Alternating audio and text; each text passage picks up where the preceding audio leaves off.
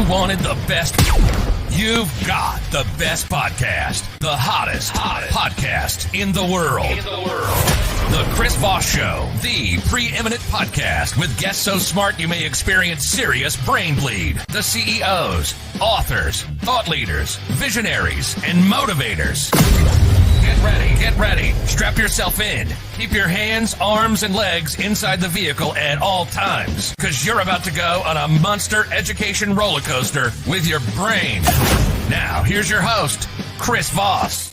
Hi, folks. It's Voss here from thechrisvossshow.com, thechrisvossshow.com. Welcome to the big show, my family and friends. We certainly appreciate you guys coming by the show. We've got an amazing author on the show, and mind, she's an American clinical psychologist and writer, and she's written several famous books, and she's got a new one that just come out. So we'll get into that because I need as much psychological help as you may know.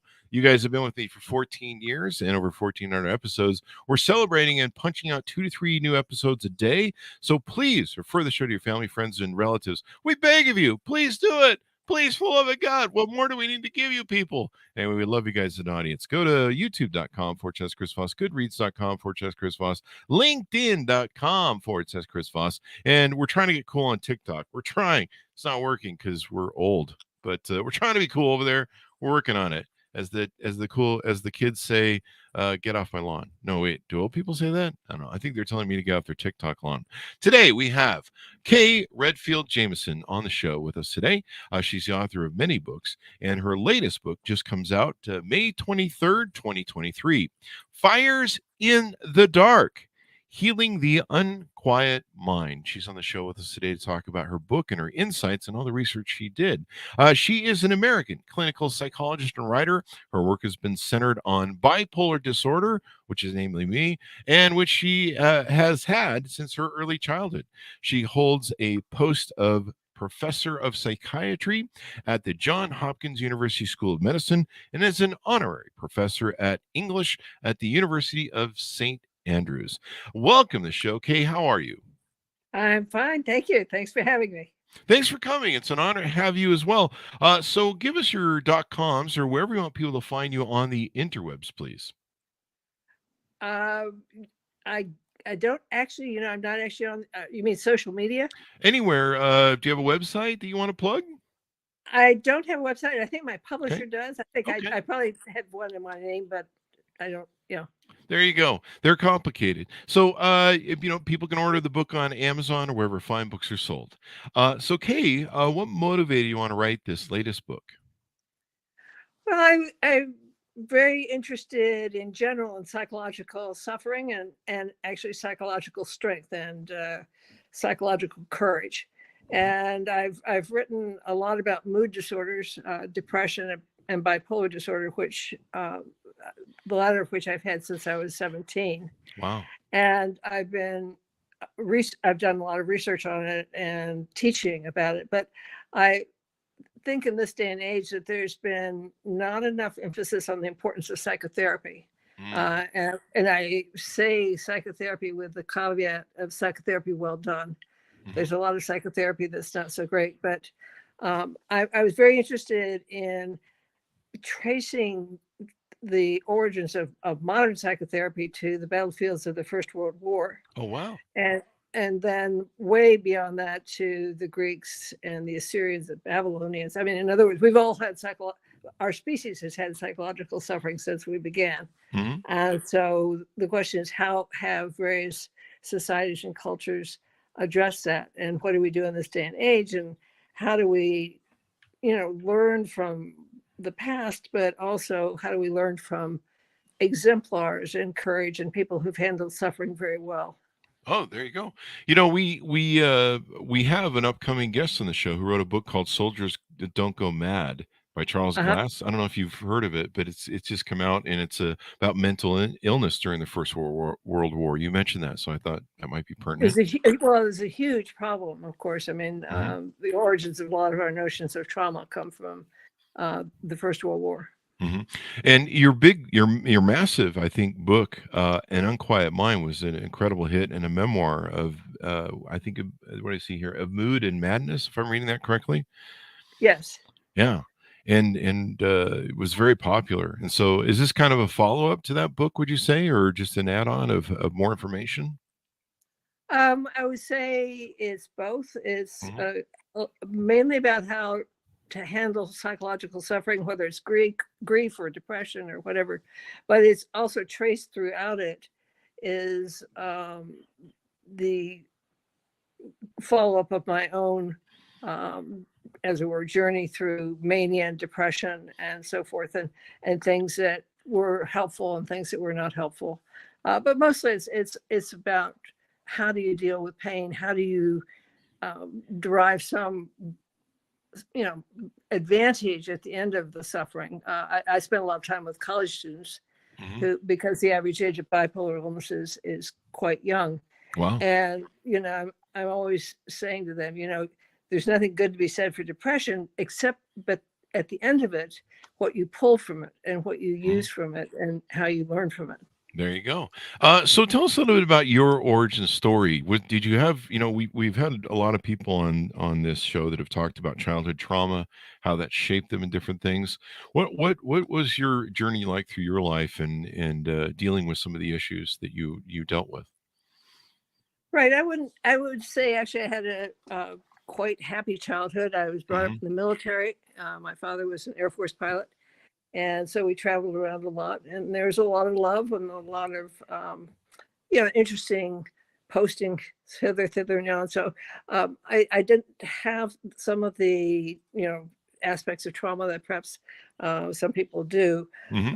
But when I was 17, we were living in California, and I got psychotically depressed. I got quite high and kind of mildly manic, and then I just became suicidally depressed. And I'd never thought about death. I'd never certainly hadn't thought about suicide, hadn't thought about anything like that. I was always kind of captain of my teams, loving, outgoing and loving life, and Hmm. enthusiastic and whatever. And all of a sudden, all I wanted to do was die.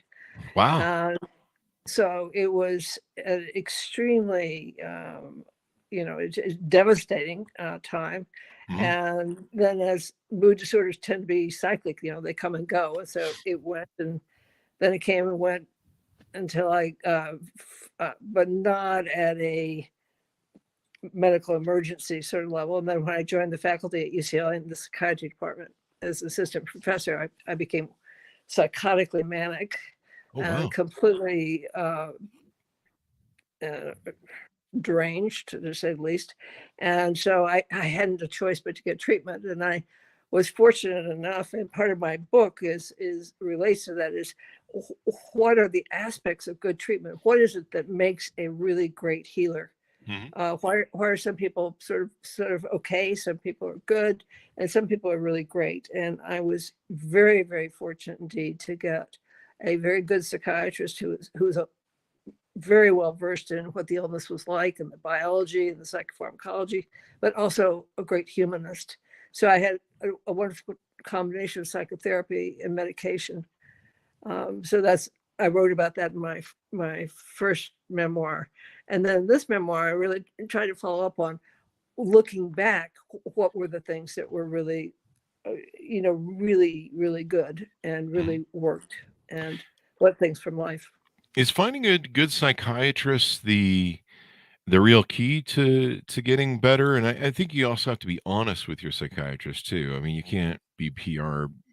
I've seen people that have gamed psychiatrists where they PR them and they don't Right. they won't open up. So, is the key to Right. finding a really good psychiatrist that can carve you open and get inside your mind?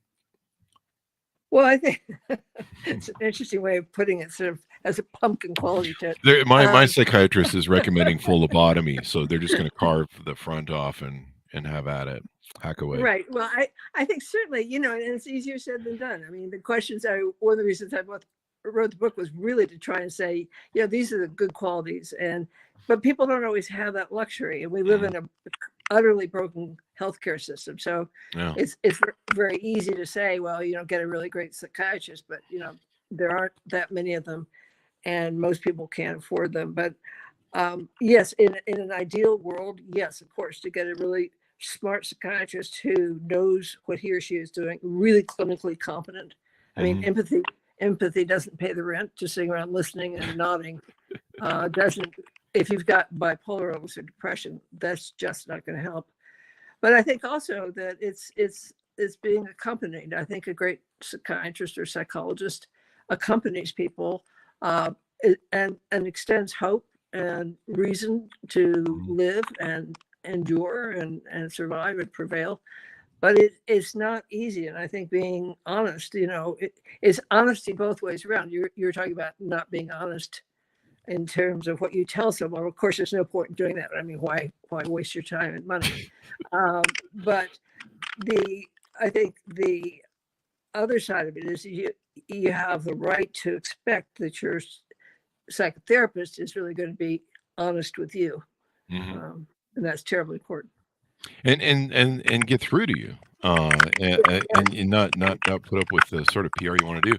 I kind of feel like in today's world, especially with social media, I need to walk around and hand out cards to psychiatrists. It seems like we need to get back to accepting this more as a level of health benefit, because there's a lot of people that are mentally maladjusted. I, for one, am. I think everyone's clear on that one. But also, we've got 20. The COVID thing. I think a lot of people broke over COVID. Right. Well, for sure. I mean, I think one of the few advantages of the pandemic was that people were in very close proximity to their children, for example. Oh, that'll break you.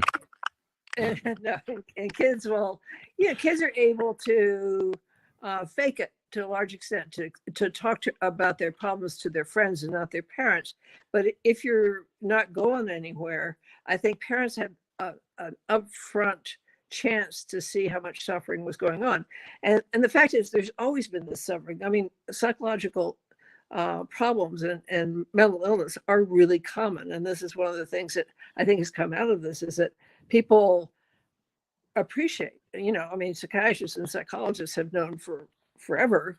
You just look at the statistics that these are common illnesses, particularly depression and anxiety disorders, bipolar disorder. These are very common. It's not like Mondo Bizarro diseases. These are really common, and they're really common in adolescents. So perhaps the fact that we're talking about it is a function to some extent of the stress of the pandemic. People went through a lot of, I was depressed during the pandemic. It was a dark time. And I'm like, wow, we're going to go through another 2008 crisis. Everything didn't seem to be working. I lost a lot of money over it.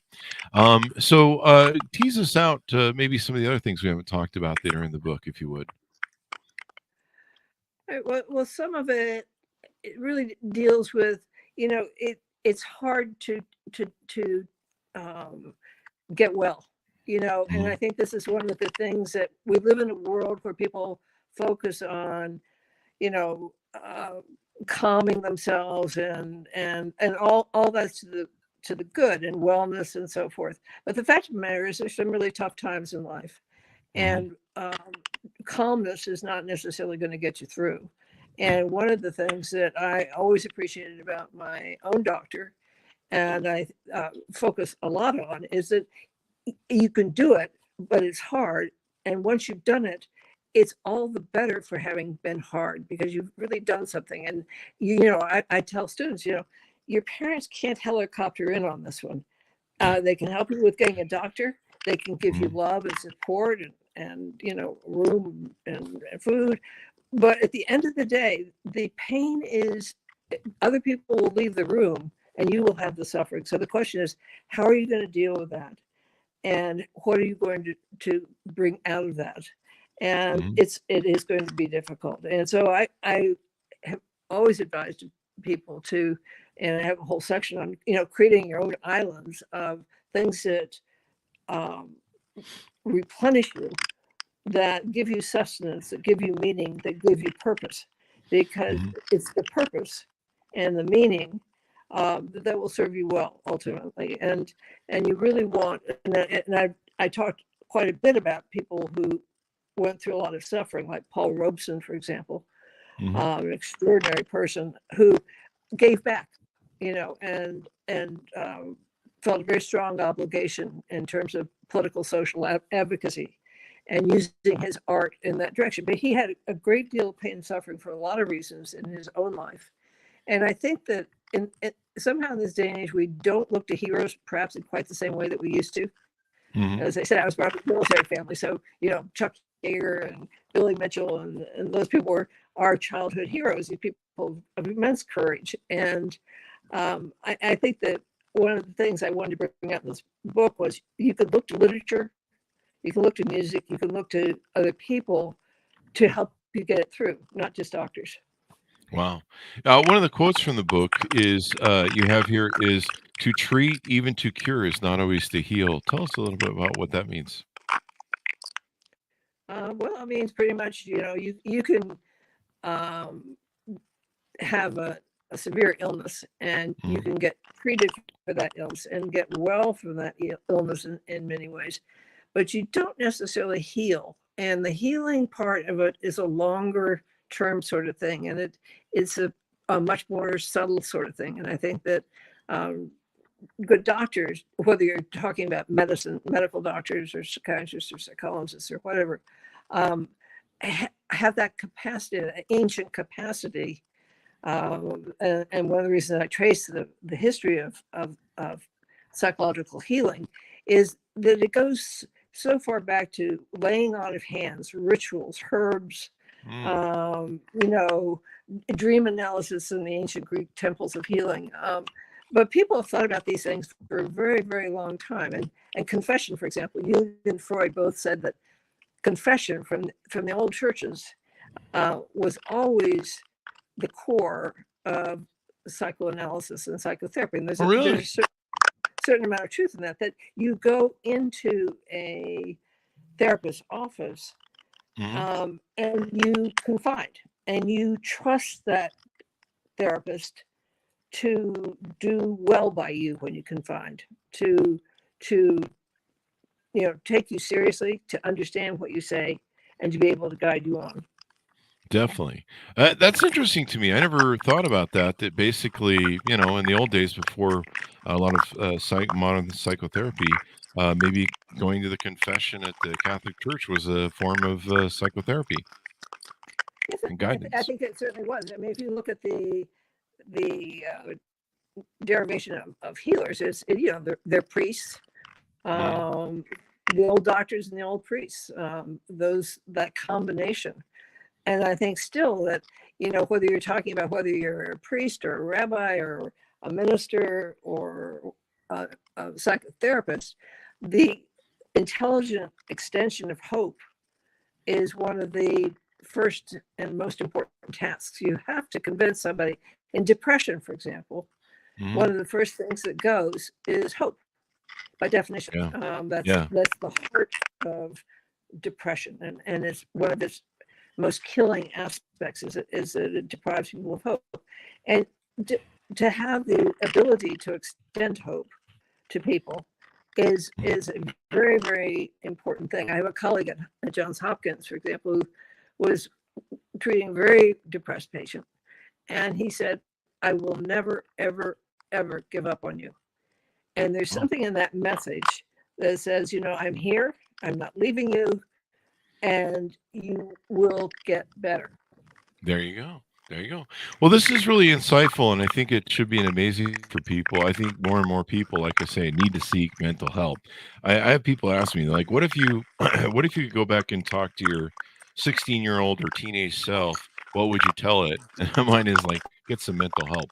I had extreme ADHD when I was young, some childhood trauma, and I would have been better for it. Sadly, we don't really figure out that this is affecting us till our older ages. This has been really great to have you on and insightful, Kate.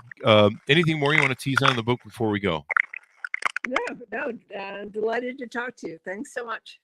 Thank you. Order up Kay's book wherever fine books are sold. Fires in the Dark, Healing the Unquiet Mind, and all that good stuff. Go to goodreads.com / Chris Voss, youtube.com / Chris Voss, and all those places on the internet. Thanks for tuning in. Be good to each other. Stay